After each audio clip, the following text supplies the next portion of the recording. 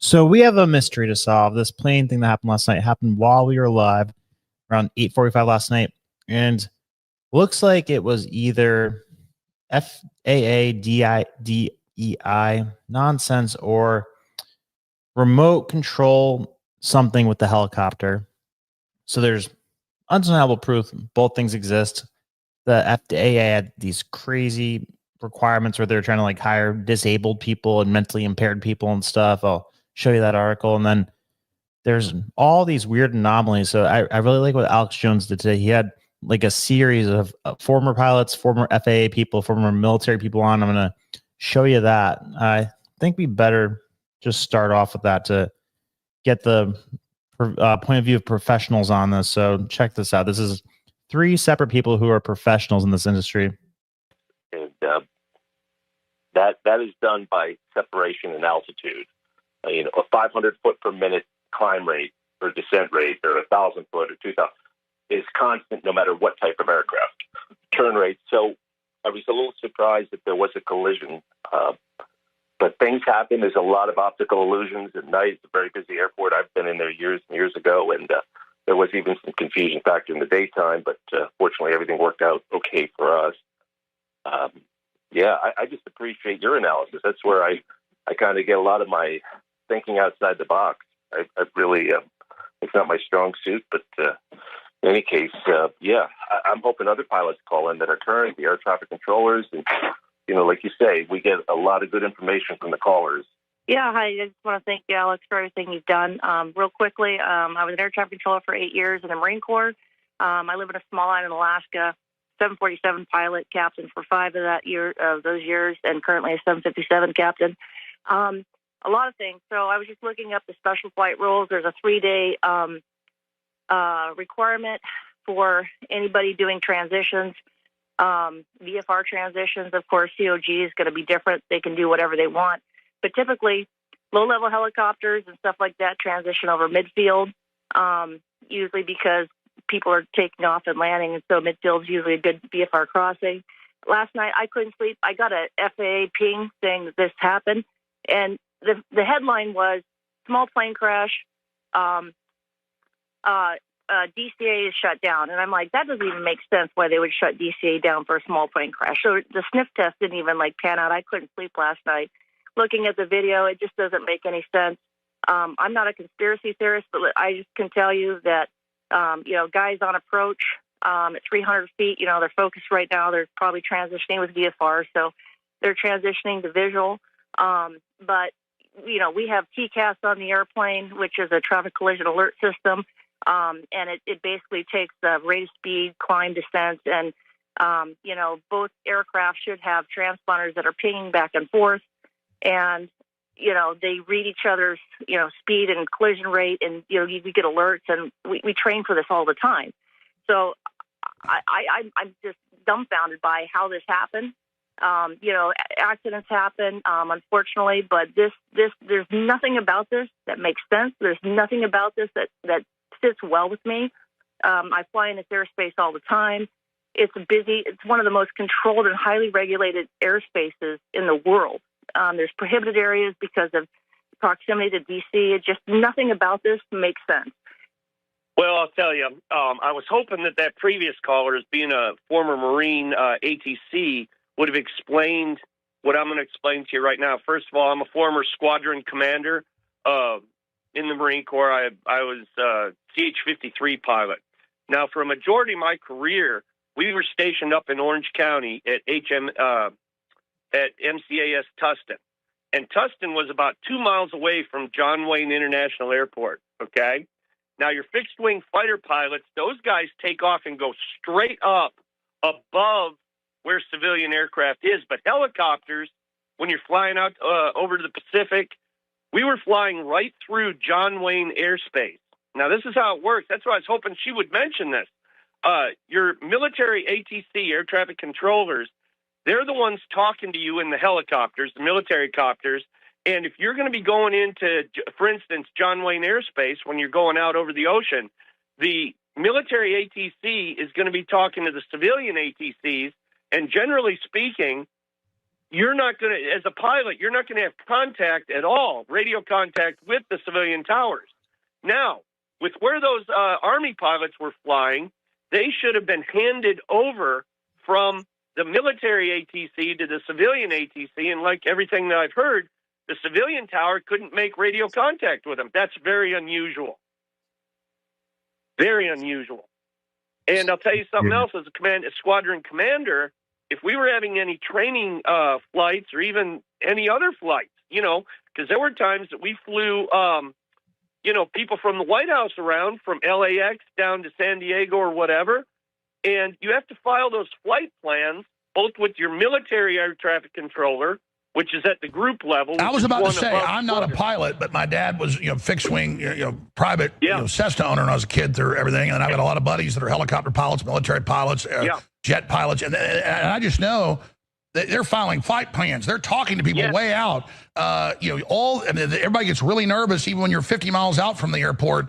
And exactly what is this thing doing? And they're talking to it for minutes and it's not talking back. But now you're explaining it that absolutely the military air traffic control would be the ones talking to the civilian air traffic control. So that's what has to be investigated. That could have been where the break was. Or did somebody tell them, oh, yeah, you're clear? Was it incompetence or something else? I mean, this is just the way the media jumped on this within minutes. The whole thing smells. Well, the flight plans, for instance, when we were taking off from Tustin, that was 5 miles from John Wayne International Airport. You would have flight plans 2, 3, 5 days in advance going over to John Wayne, and you would tell them, we are leaving at 14:35. We'll be flying through civilian airspace, heading out to Pacific Ocean at 14:38 to 14:45, and all of your civilian traffic, the planes that were going out would stay on the ground until we went through their airspace, and the planes that were due to land, they would have them usually north and east of John Wayne Airport, flying circles, getting ready to come down after we cleared their airspace. And we would have to make contact with the civilian tower at John Wayne to let them through. We were out of their airspace they needed to bring planes in. It was complete radio contact, and safety was a must. Absolutely. So listening to me over the last hour and a half, in my lay perspective, was I basically right about what I'm saying? This doesn't add up? It doesn't add up at all, especially like the previous caller mentioned. When you're in D.C., you've got Air Force air traffic control, you've got Navy air traffic control, you've got all the military branches have their ATCs, plus all the civilian, plus the restricted airspace around the White House. There's no way that somebody screwed up this badly. It doesn't happen in D.C. Well, from everything I know, being around and inside a lot of aircraft, that's what I see is. Yeah, no, he's 100% right. I mean, I remember when we had Tony Robbins come over like a few weeks ago. He flew in on his helicopter, and it was like a whole big thing that he had to call in with the FAA and see if he was even allowed to land there. And then there's a chance that he wasn't allowed to. And so, like, the notion of a helicopter just sitting there floating around for, I don't know, this large amount of time while they're trying to contact it and doesn't have the lights on, not responding to them, and then the pilot doesn't pull up. Like, I forgot to show, there's like a visual of what's happening here right at the end here. So look at this. So this is like the actual, here you go. So these are the helicopter and the plane, and then there's another plane behind the plane. So you see them closing in on each other. And the FAA, the flight coordinators saying, hey, you're heading right for it. Move, and nothing happens. So the two leading theories, I mean, I put it in the poll. What do you think it is? You think it's a remote control helicopter like hacking situation? Because I came across this today. I remember seeing it a while ago, and today made me think of it. Here it is. From Lockheed Martin.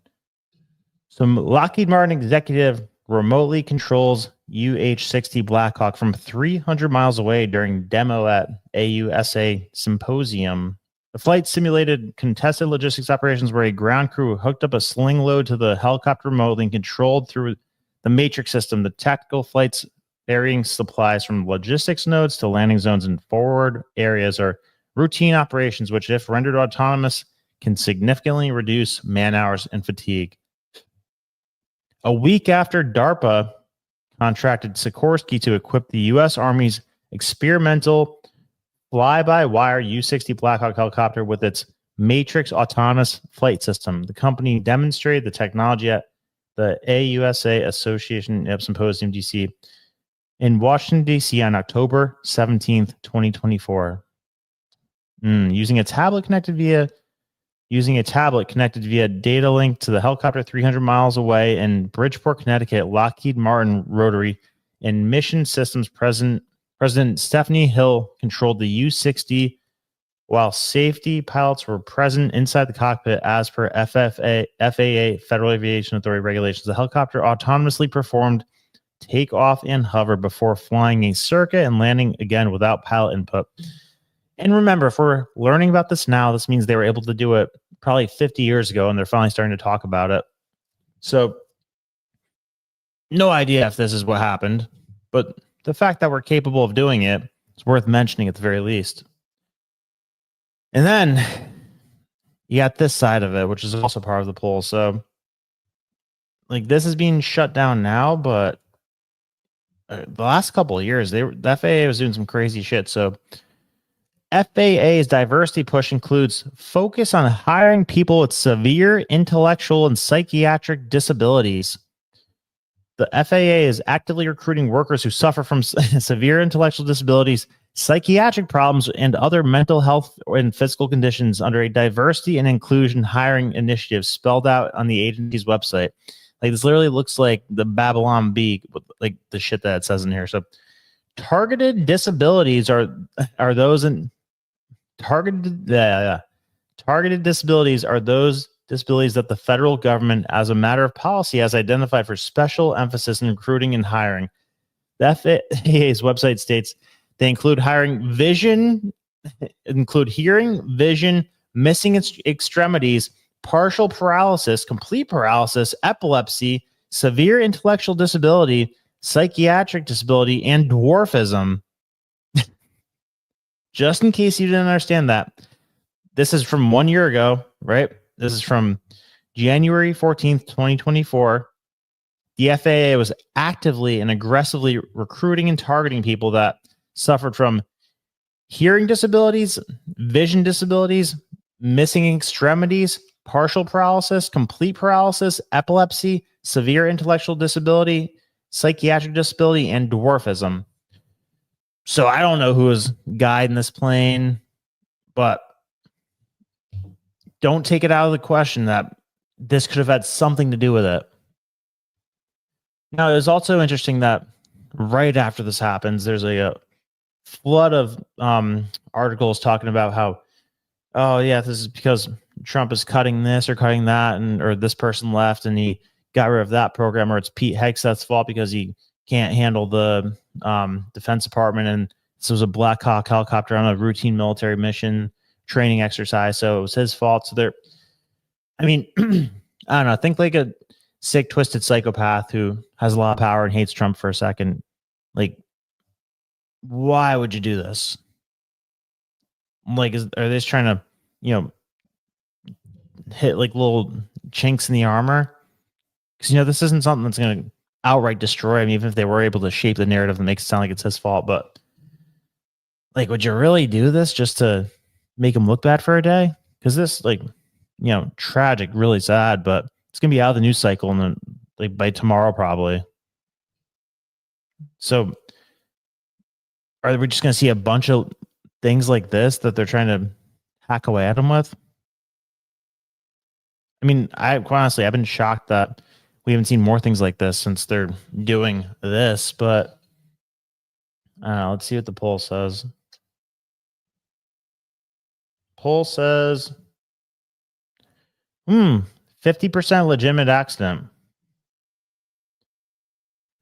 See, the thing with that is though, like, why weren't they able to communicate with the helicopter? Here, this is what Pete Hegseth said. President, again, I want to echo what the Transportation Secretary said about your leadership. From the moment we found out about this, we were in contact with the White House trying to determine exactly what happened. I would echo it as well. No excuses. We're going to get to the bottom of this. We first and foremost, from the Defense Department, want to pass our condolences to the 64 souls and their families that were affected by this. Never should happen. And certainly the 3 service members, the 3 soldiers, a young captain, staff sergeant, and a CW2, chief warrant officer, on a routine annual retraining of night flights on a standard corridor for a continuity of government mission. The military does dangerous things. It does routine things on the regular basis. Tragically, last night, a mistake was made. And I think the president is right. There was some sort of an elevation issue that we have immediately begun investigating at the DoD and Army level. Army CID is on the ground investigating. Top-tier aviation assets inside the DoD are investigating, sir, to get to the bottom of it so that it does not happen again, because it's absolutely unacceptable. But I want to echo what the Transportation Secretary and you, Mr. President, said, because it pertains to the DoD as well. We will have the best and brightest in every position possible. As you said in your inaugural, it is colorblind and merit-based. The best leaders possible, whether it's flying Black Hawks and flying airplanes, leading platoons, or in government. The era of DEI is gone at the Defense Department, and we need the best and brightest, whether it's in our air traffic control, or whether it's in our generals, or whether it's throughout government. So thank you for your leadership and courage on that, sir. All right, so Steve P says, military aircraft use different radio frequency than commercial aviation. But so Steve, so this military helicopter's floating around above the busiest airport in the country, and you're telling me that the FAA isn't able to communicate with them? I mean, I don't know.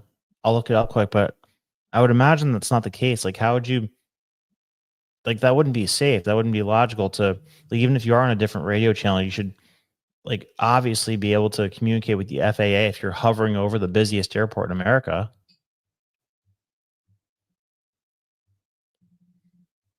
Let's see.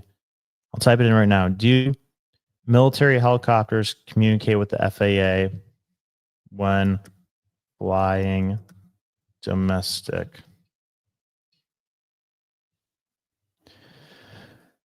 While military helicopters do not routinely communicate with the FAA when flying domestically, they are still required to coordinate their movements with air traffic control (ATC) in certain situations, particularly when operating near civilian airports or in congested airspace, and will often do so through dedicated military frequencies to maintain operational security. Essentially, they will communicate with ATC when necessary to ensure safe separation from other aircraft. All right, so yep, sounds like you're right that they are on a different channel, but like that lady said that, I believe that lady that was on Alex Jones' show said that the ATC was shut down after this happened. And then they're saying that the ATC couldn't get in touch with this aircraft. I don't know. Maybe it was a legitimate accident, but I don't know. Like, I wish things weren't so weird where like the default is to assume something that was like malicious or whatever. Like, you know, there's a saying that don't attribute to malice what could be explained with stupidity. But I don't know. I almost feel the opposite lately, where don't attribute to stupidity what could be explained with malice. So Trump was pretty smart today. I saw a tweet that said took Biden 1,300 days for his first press briefing in the White House press briefing room.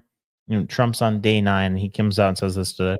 Point out that various articles that appeared prior to my entering office, and here's one. The FAA's diversity push includes focus on hiring people with severe intellectual and psychiatric disabilities. That is amazing. And then it says FAA says people with severe disabilities are most underrepresented segment of the workforce, and they want them in, and they want them, they can be. Hey, by the way, hit that like button. There's 31 likes in this thing, and there's 250 people in there. Come on, hook me up. Air traffic controllers, I don't think so. It's my birthday in 2 days. What? Come on. What are you doing? This was in January 14th, so that was a week before I entered office. They put a big push to put diversity into the FAA's program. Then another article, the Federal Aviation Administration, this was before I got to office, recently, second term. The FAA is actively recruiting workers who suffer severe intellectual disabilities, psychiatric problems, and other mental and physical conditions under a diversity and inclusion hiring initiative spelled out on the agency's website. Can you imagine that? So it was smart that he came out and said this. Some people might say, oh, like he doesn't need to go out and go on the defensive right away. But, I think he successfully combated the narrative they were trying to push, because right after this happens, there's a flood of articles coming out saying like every reason under the sun why it was Trump's fault. So, he goes out in attack mode, and I think he kind of diffused that. The highest. But, it makes a lot of good points here. Intellect and psychologically superior people were allowed to qualify for air traffic controllers. That was not so prior to getting there. When I arrived in 2016, I made that change very early on because I always felt this was a job that, and other jobs too, but this was a job that had to be superior intelligence, and we didn't really have that, and we had it. And then when I left office and Biden took over, he changed them back to lower than ever before. I put safety first. Obama, Biden, and the Democrats put policy first. All right. So I don't know. We don't have an answer on this. All I'm saying is that it looks weird. The way things are right now, I wouldn't be shocked if it was something that was done intentional, but be reckless to say that any of us know that for sure right now.